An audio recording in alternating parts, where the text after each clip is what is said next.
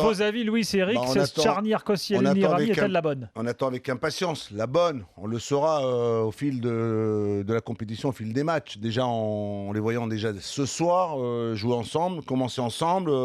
Deux droitiers qui jouent ensemble. Par le passé, c'était Varane qui jouait avec Koscielny, c'était deux droitiers. Là, il n'y a pas de gaucher. Rami, comme Koscielny, ont des automatismes à trouver entre eux. Et après, il n'y a pas que les deux. Il y a aussi les latéraux. Les deux centraux, ont-ils les capacités, ont-ils les qualités? Oui, j'estime et je pense que ces deux garçons ont les moyens. Tu préfères ça à Umtiti ou Mangala? Je veux voir déjà celle-là. J'ai envie de la voir. J'ai envie de voir ce soir, de me faire une idée, de sentir comment sont les hommes, comment vont-ils aborder cette confrontation, ce match. Ils savent très bien que derrière, en réalisant un bon match, certainement qu'ils seront les titulaires au sein de cette défense. Maintenant, tu sais, une défense, elle a besoin de comment te dire, pour qu'elle soit bonne, cette défense, il faut que son milieu de terrain soit bon, que les attaquants le défendent et qu'il y ait sur le terrain une telle complicité entre les uns et les autres. Mais c'est vrai, on attend avec impatience. Rami sort d'une bonne, grande saison avec le FC Séville.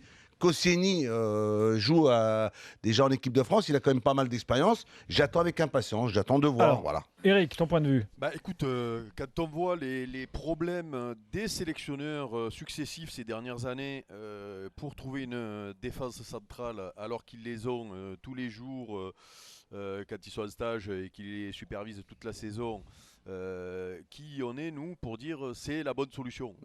On attend. Et oui, là franchement je veux bien moi, Gilbert, te donner des réponses quand on pense les avoir ou quand on... Ah non mais on n'est pas obligé, on débat. Mais là je te dis la vérité, si on en est là aujourd'hui, c'est qu'il n'y a pas de... Il y avait une charnière qui se dégageait dans l'esprit de Didier Deschamps, même si elle a montré quand même des signes de faiblesse ces derniers temps, la défense Varane-Koscielny, et on galère avec la défense centrale, pour moi, depuis De Sailly Blanc, même s'il y a eu un intermède peut-être à un moment donné. Galas-Thuram en 2006, c'était pas mal quand même. Ça non, mais attends. Sur quoi tu parles? Sur la compétition finale? 2006, ils vont en finale. Oui, non, mais tu parles... saison.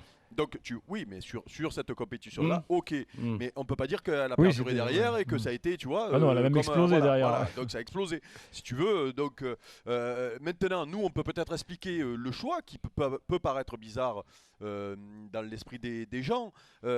C'est quoi le problème de Didier aujourd'hui? De ces tauliers en défense centrale, il en reste plus qu'un. Si il choisit de faire jouer par exemple Koscielny à droite avec Mangala, puisque c'était les deux qui étaient sur la liste au départ, donc on pourrait se dire tiens, il va faire jouer Koscielny, Mangala. Mais là ça veut dire que tu mets un mec, Mangala, qui n'est pas dans l'esprit de Didier titulaire, et un autre qui est un taulier mais qui préfère jouer à gauche. C'est-à-dire que tu mets les deux en difficulté, entre guillemets. Donc là, le choix qu'il fait, c'est mettre Koscielny à son poste fort, puisque c'est son taulier derrière aujourd'hui, avec l'absence des garçons qui ont été blessés, plus le garçon le plus complémentaire, qui est Rami, du coup, puisque c'est le seul droitier qu'il y a.